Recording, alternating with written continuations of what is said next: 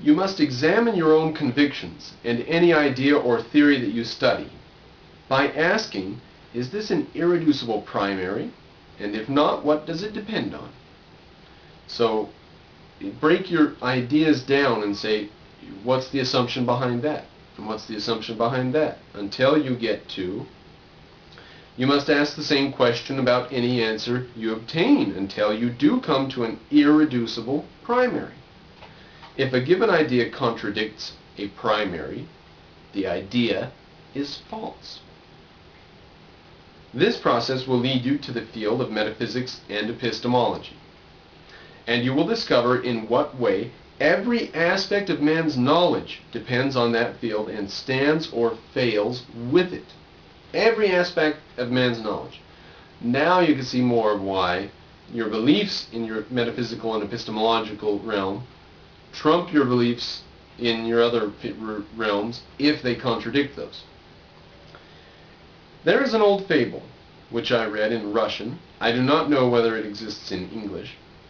A pig comes upon an oak tree and devours the acorns strewn on the ground, and when his belly is full, starts digging the soil to undercut the oak tree's roots. A bird perched on a high branch upbraids him, saying, "If you could lift your snout, you would discover that the acorns grow on this tree." In order to avoid that pig's role in the forest of the intellect, one must know and protect the metaphysical epistemological tree that produces the acorns, which are your convictions, your goals, and your desires. So there they are right there.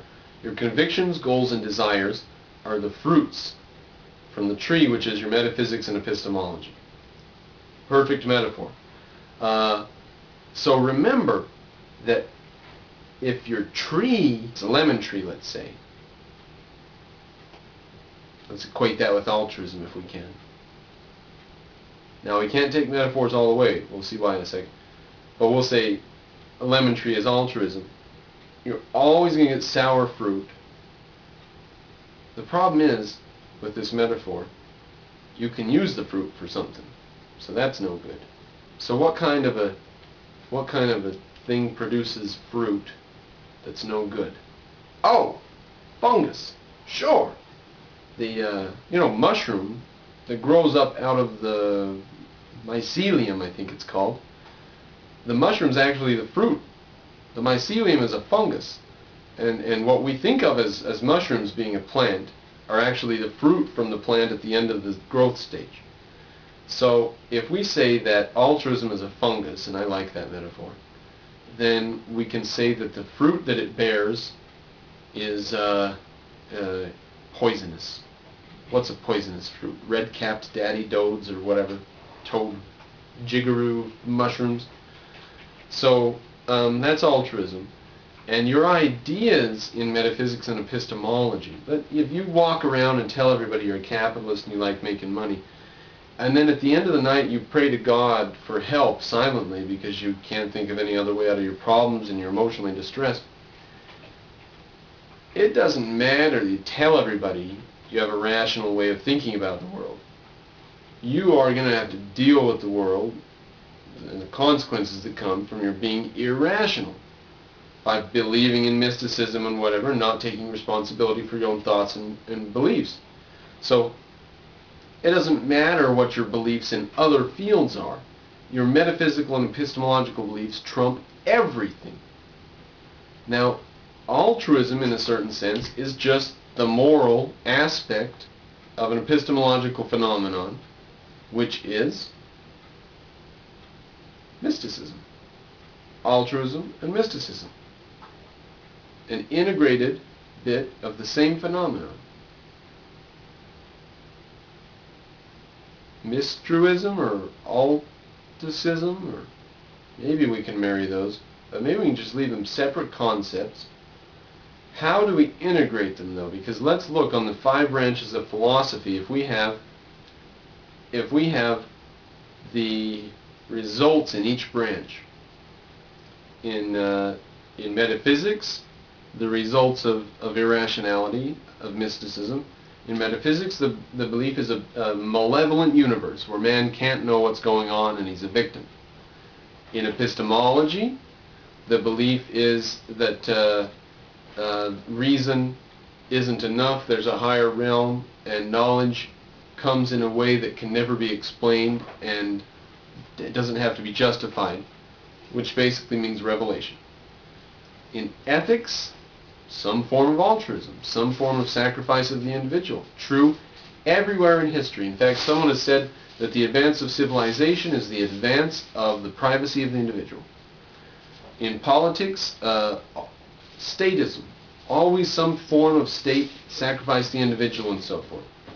And in aesthetics, now the modern art today is the perfect irrationality, altruistic mysticism, inspiration from another dimension, and you can never explain what it is, and reason is limited, and all that shit. That's modern art. So that's what you get. Picasso is Auschwitz on canvas. Okay? And that's real. That's an actual real fact. That's an interpretation from the facts of history and philosophy.